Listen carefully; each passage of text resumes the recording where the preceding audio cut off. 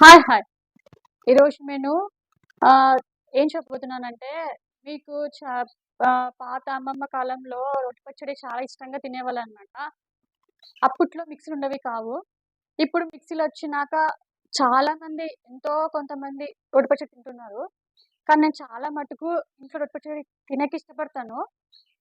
ఇప్పుడు నేను మీకేం చూపించబోతున్నా అంటే రోటి పచ్చడి ఎలా చేసుకోవచ్చో ఇప్పుడు మనం ఇంట్లో ఏమి లేకున్నాయనుకోండి సమయానికి అమ్మ వెంటనే ఈ పచ్చడేసుకొని కాస్త అన్నము, నెయ్యేసుకొని తింటే కమ్మగా ఉంటుంది.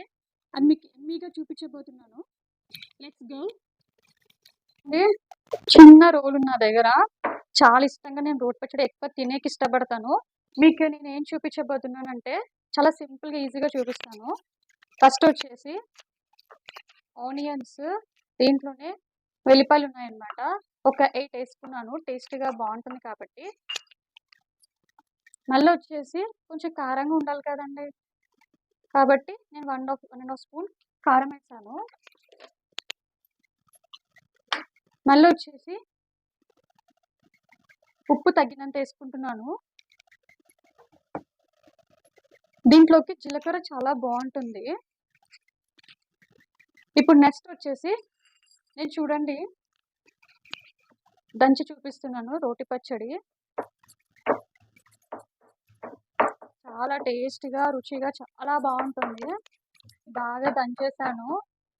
ఇప్పుడు వచ్చేసి మనం ఇదంతా తీసి ఒక కప్‌లోకి వేసుకున్నాం. చూస్తుంటే నోరు ఊరుతుంది కదా ఎర్రగా.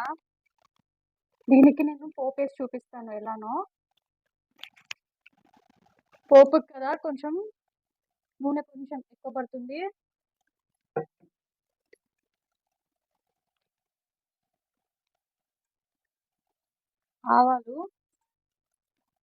ఆవాలు, జీలకర్ర, మినపగాయలు కొంచెం, శనగబాయలు కొంచెం. ఇవి బాగా వేగిపోయాక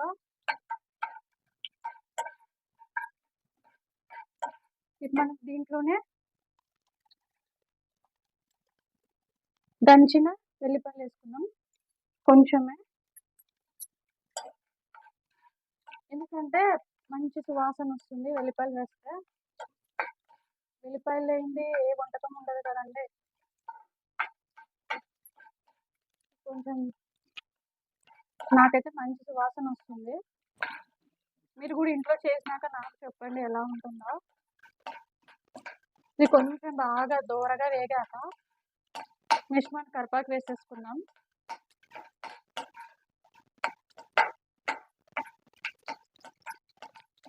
కరివేపాకు వేసేసాను. ఇప్పుడు కరివేపాకు వేసేస్తున్నాను.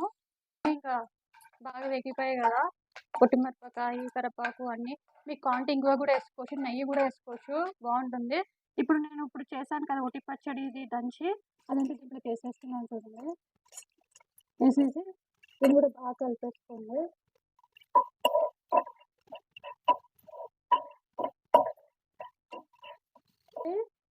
దంచిన రోటి పచ్చడి రెడీ అయిపోయింది.